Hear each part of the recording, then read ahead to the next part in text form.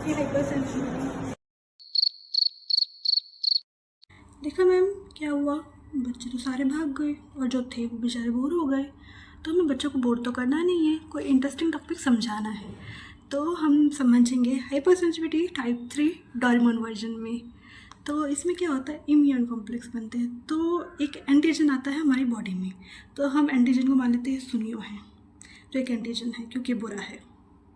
अभी आया बॉडी में, तो बी लिम्फोसाइट्स एक्टिवेट हुए तो उन्होंने बनाई एक एंटीबॉडी, ये है नोबिता, ये एक एंटीबॉडी है।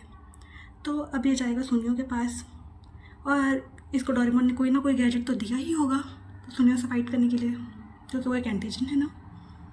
तो वो जब गया सुनियो के पास, उसका FC पोर्शन जो था नोबिता का, वहाँ पर एक सेल बाइंड हुआ।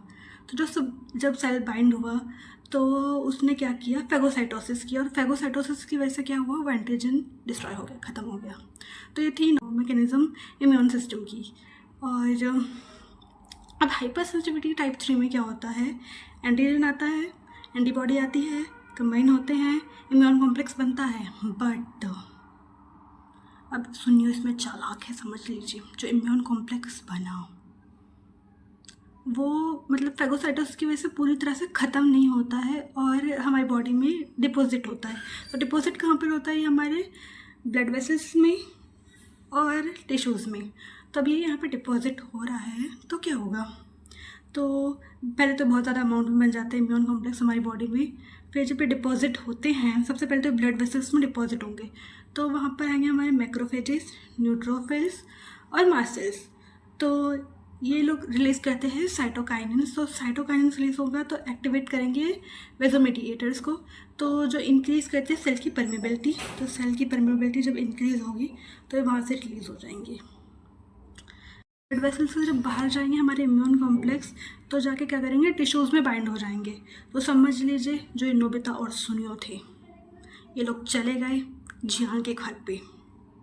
तो वहाँ पर होते हैं हमारे एक्टिव कॉम्प्लीमेंट प्रोटीन, टिश्यूज़ में ये एक्टिवेट हो जाते हैं। तो जब ये एक्टिवेट होंगे, मतलब डोरेमोन को आ गया गुस्सा क्योंकि नोबिता हो गया बुरा। तो डोरेमोन को तो आया गुस्सा, तो उसने क्या करना है, एक्टिवेट हो जाना है और उसने जियान और डेकिसुकी को भी बुला लेना है, क्योंकि जियान का घर है, ऑब्वियसली उसको तो बुलाएगा। तो C3A और C5A को एक्टिवेट कर देगा। तो एक्टिवेट होने के बाद वो लोग क्या करेंगे, अपनी तरफ अट्रैक्ट करेंगे न्यूट्रोफिल्स को और मैक्रोफेजेस को। तो समझ लीजिए कि डेकिसुकी है, वो उसने अट्रैक्ट किया शिजुका को, उसने बुलाया कि आओ शिजुका हेल्प करो हमारी, क्योंकि तुम्हें संभाल सकते हो नोबिता को। तो जब आए मैक्रोफेजेस और न्यूट्रोफिल्स, तो उन्होंने वो पूरे टिश्यू को ऐसे भर दिया, मतलब बहुत ज़्यादा ही हो गए, उस सेल में बहुत ज़्यादा हो गए वो। और जब बहुत ज़्यादा ही हो गए तो उन्होंने रिलीज़ किया साइटोकाइनिन और कीमोकाइनिन, ये 2 टाइप के हार्मोन रिलीज़ किए। तो उससे क्या हुआ, जो मैक्रोफेजेस और न्यूट्रोफिल्स थे, इन्होंने की फेगोसाइटोसिस। तो फेगोसाइटोसिस कर रही हैं तो क्या होगा, इन्फ्लेमेशन होगी। सो यही था सिंपल प्रोसेस हमारे टाइप 3 हाइपर सेंसिटिविटी को जानने का। तो अब हम इसके जानते हैं example. Examples of hypersensitivity 3 are, that is the serum sickness, the hand nose, shoe line purpura, the arthus reaction, the reactive arthritis and the PAN। में से एक mnemonic से भी याद रख सकते हैं, that is SHARP।